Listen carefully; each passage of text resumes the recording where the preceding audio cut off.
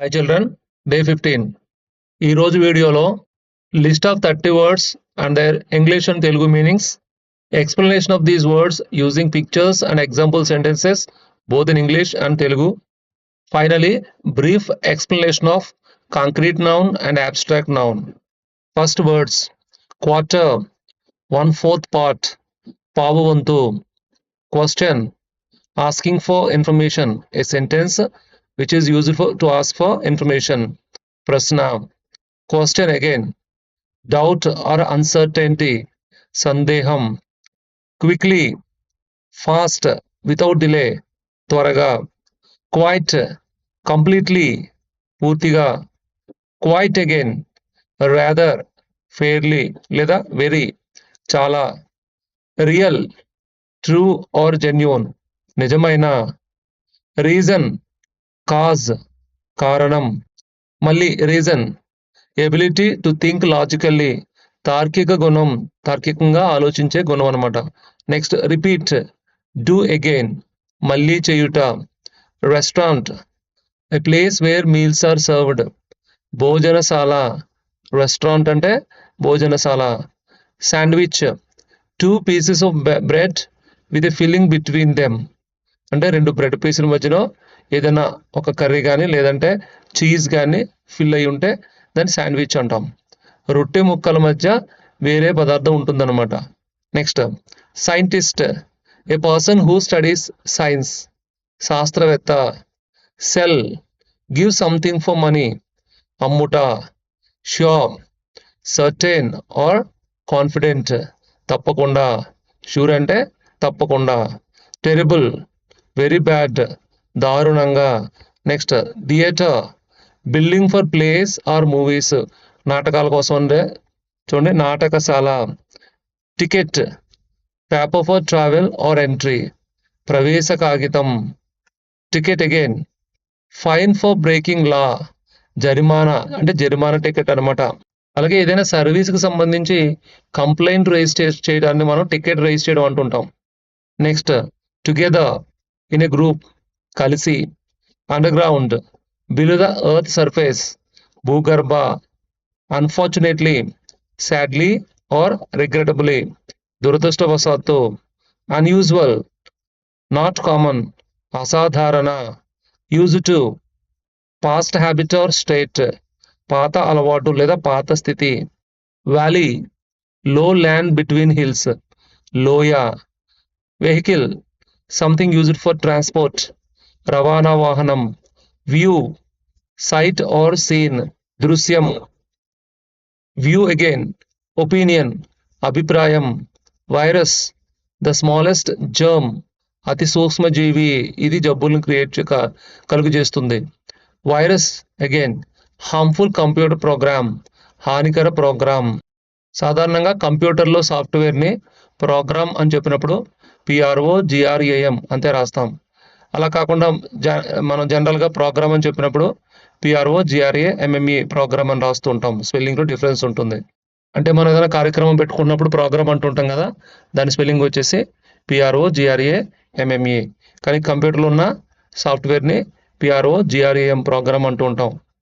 Next weight, how heavy something is, బరువు. Weight again, importance, ప్రాధాన్యత.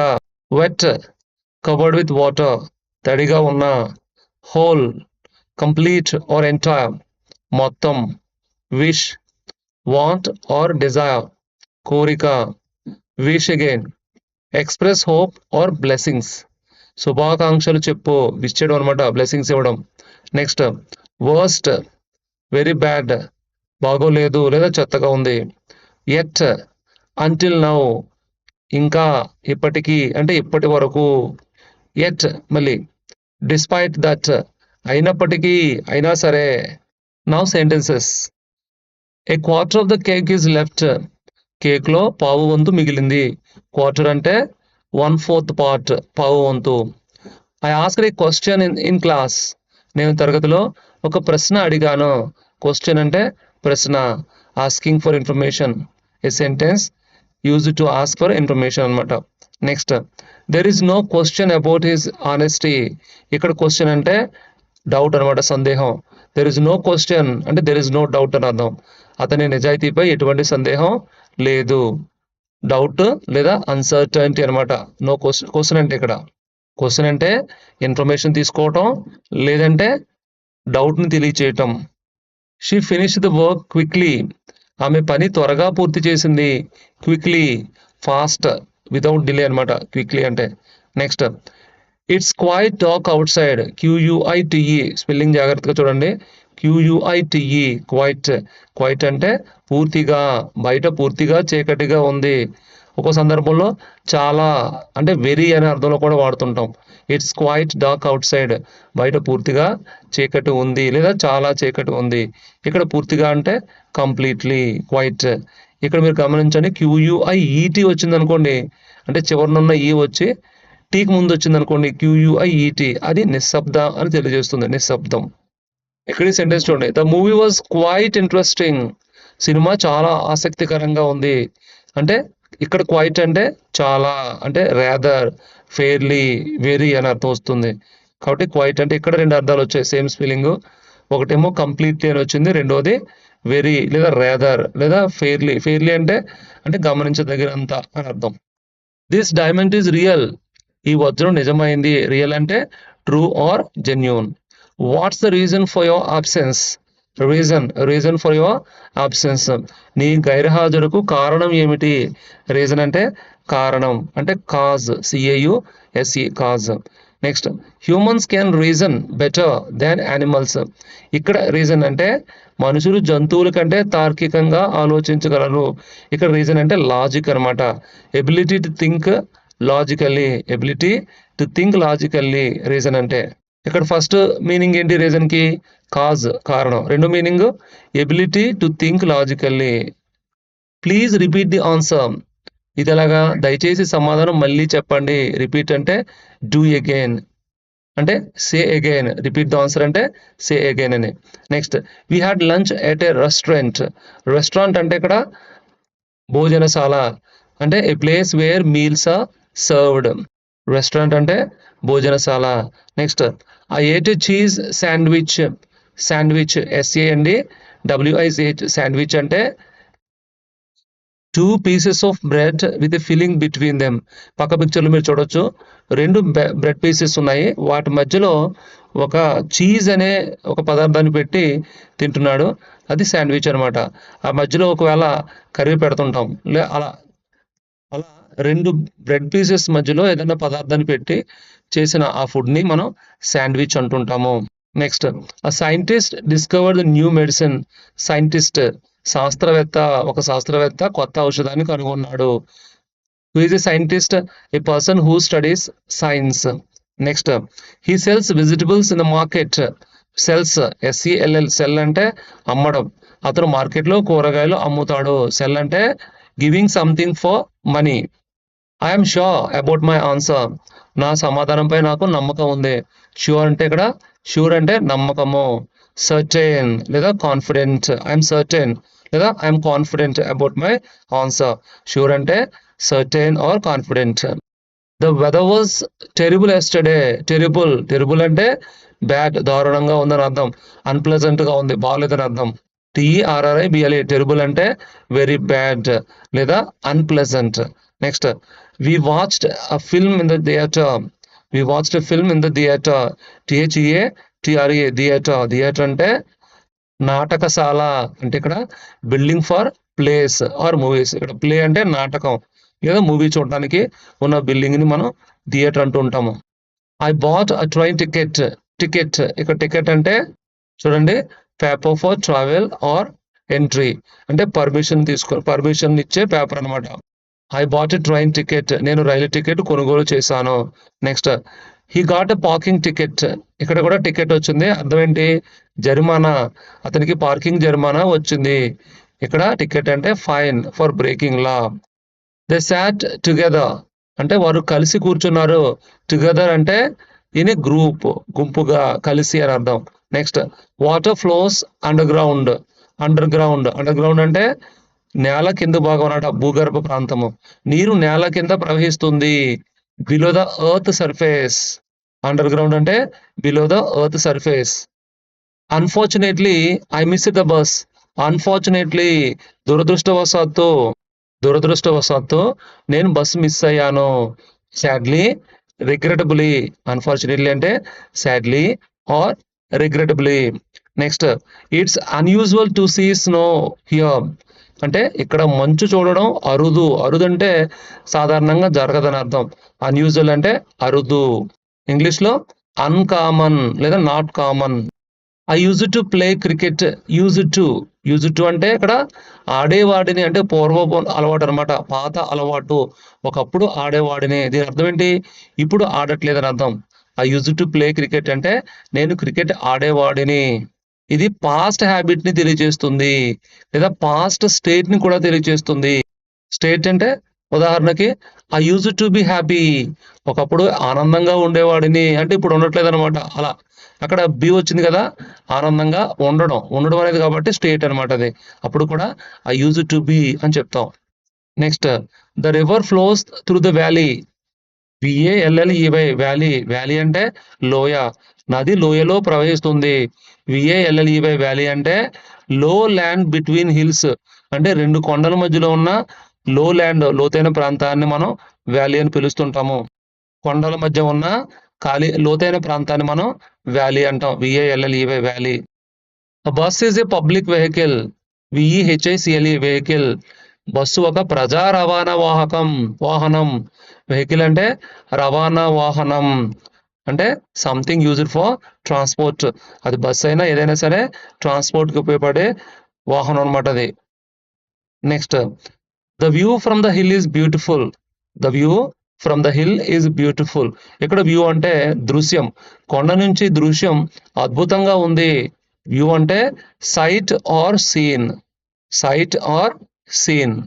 Next, what's your view on this issue. ఇక్కడ what's your opinion on this issue అని అర్థం. View అంటే ఇక్కడ opinion తెలియజేస్తుంది. ఈ విషయం మీద మీ అభిప్రాయం ఏమిటి? వ్యూ అంటే ఒపీనియన్ అంటే అభిప్రాయం.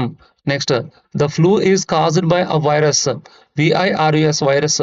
ఫ్లూ అంటే అక్కడ రొంప అనమాట. దేని వల్ల వస్తుంది? వైరస్ వల్ల వస్తుంది. అది జలుబు ఒక అతి సూక్ష్మ జీవి వల్ల వస్తుంది. వైరస్ అనేది అతి సూక్ష్మ జీవి అంటే వైరస్ కన్నా చిన్న జీవులు లేవన్నమాట. So virus is the smallest germ. Generally virus causes diseases. My computer has a virus. ఇక్కడ మరి వైరస్ అంటే అర్థం ఏంటి అంటే నా కంప్యూటర్ వైరస్ ఉంది అంటే ఇది ఒక నెగిటివ్ సాఫ్ట్వేర్ అనమాట. అంటే కంప్యూటర్ని డ్యామేజ్ చేసే ఒక సాఫ్ట్వేర్. హార్మ్ఫుల్ కంప్యూటర్ ప్రోగ్రామ్ అది వైరస్ అనమాట. The bag's weight is 10 kilos. Weight WEIGHT. Weight అంటే బరువు. బ్యాగ్ బరువు 10 కిలోలు. ఇక్కడ వెయిట్ అంటే హౌ హెవీ సంథింగ్ ఈజ్ అంటే ఏదైనా ఒక వస్తువు ఎంత బరువుగా ఉందో చెప్పేదే వెయిట్ అన్నమాట. Next, his words carry much weight. ఇక్కడ వెయిట్ అనే ఉంది. దీని అర్థం ఏంటంటే అతని మాటలకు ఎక్కువ ప్రాధాన్యం ఉంది, ఇంపార్టెన్స్ ఉందని అర్థం. ఇక్కడ వెయిట్ అంటే his words carry much importance. ఇక్కడ ఇంపార్టెన్స్ వెయిట్ అంటే. Next, my clothes are wet from the rain. Wet అంటే తడిసాయి అని అర్థం. వర్షం వల్ల నా బట్టలు తడిసాయి. Covered with water. వెట్ అంటే నీటితో ఉన్నాయని అర్థం. Next, he ate the whole apple. అతను మొత్తం యాపిల్ తిన్నాడు. హోల్ అంటే మొత్తం, complete or entire. He ate the entire apple అని అర్థం. Next, I wish to travel abroad. I wish అంటే నేను కోరుకుంటున్నాను, నేను విదేశాలకు వెళ్ళాలని కోరుకుంటున్నాను. విష్ అంటే అర్థం ఏంటి ఇక్కడ? Want or desire. Next, I wish you good luck. నీకు శుభాకాంక్షలు. ఇక్కడ విష్ అంటే అర్థం ఏంటి అంటే ఇక్కడ బ్లెస్సింగ్స్ ఇవ్వడం లేదా ఏదైనా మంచి జరగాలని మనం కోరుకోవడం అనమాట. ఎక్స్ప్రెస్ హోప్ ఆర్ బ్లెస్సింగ్స్ అని అర్థం విష్ అంటే. సో మొదటి విష్ వచ్చేసి డిజైర్ అయితే రెండో విష్ వచ్చేసి మంచి జరగాలని మనం బ్లెస్సింగ్స్ ఇవ్వడం అంటే శుభాకాంక్షలు చెప్పడం. Next, this is the worst day of my life. ఇది నా జీవితంలో బ్యాడ్ అంటే చెత్త రోజు అనమాట. ఇక్కడ వెరీ బ్యాడ్ అని అర్థం వర్స్ట్ అంటే. Next, he hasn't arrived at. అతను ఇంకా రాలేదు. ఎట్ అంటే ఇప్పటికీ కూడా రాలేదని అర్థం. అంటే అంటిల్ నౌ, ఇప్పటికీ కూడా. ఎట్ అంటే అంటిల్ నౌ. నెక్స్ట్ చూడండి, it's raining at they are playing outside. It's raining, వర్షం పడుతుంది. ఎట్, అయినా సరే. దే ఆర్ ప్లేయింగ్, అంటే ఒక సమస్య ఉంది అయినప్పటికీ కూడా వాళ్ళు కొనసాగిస్తున్నారు. వర్షం పడుతున్నా సరే అయినా సరే వాళ్ళు ఆడుతున్నారు. వర్షం పడుతున్నా అయినా సరే వారు ఆడుతున్నారు. So here at is despite that, అంటే అయినా సరే, సమస్య ఉన్నప్పటికీ. మొదటి అర్థం ఏంటి? ఇంకా, ఇప్పటి వరకు అని అర్థం మొదట ఎట్కి. ఇక్కడ ఈ అర్థం ఏంటి? డిస్పైట్ దట్, అయినా సరే. ఇక్కడతో సెంటెన్సెస్ అయ్యాయండి. ఇప్పుడు గ్రామర్ని బ్రీఫ్గా చూద్దాం ఒక నిమిషం. ఇక్కడ నౌన్ టైప్స్ చూడండి. ఈ లిస్ట్లో ఉన్న ఫస్ట్ 2 కూడా ముందు వీడియోస్లో చెప్పుకున్నాము. ఇప్పుడు 3, 4 చెప్పుకుందాం. 3 కాంక్రీట్ నౌన్, అంటే దృశ్యమాన నామవాచకము. అబ్స్ట్రాక్ట్ నౌన్ 4 అమూర్త నామవాచకం. వీటి గురించి చూద్దాం. Concrete noun.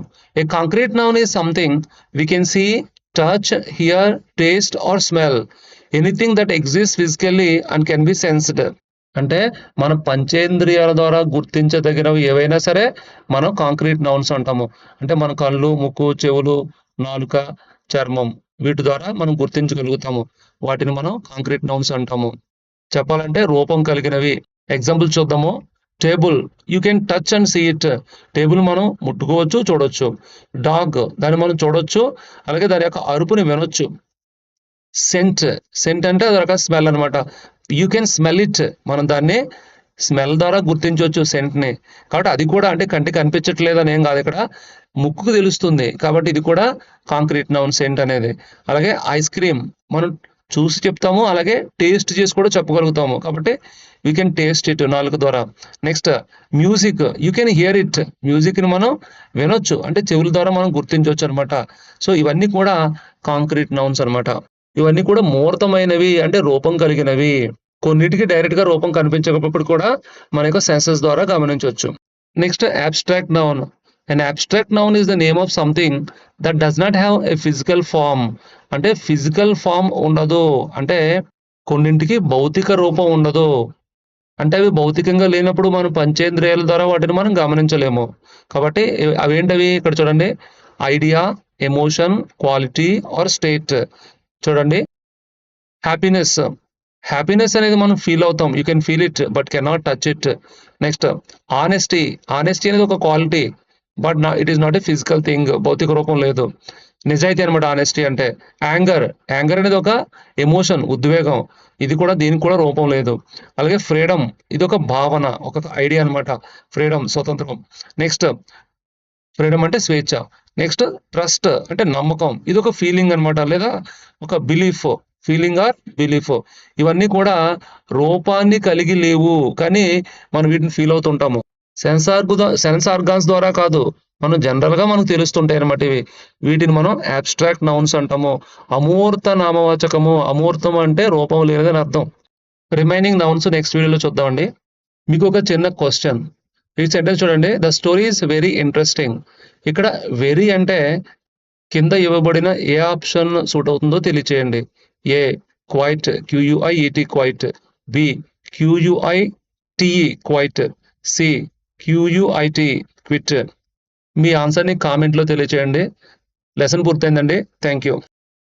ఈ వీడియోని లైక్ చేయండి, కామెంట్ చేయండి, షేర్ చేయండి. మా ఛానల్‌ని సబ్స్క్రైబ్ చేసుకోండి.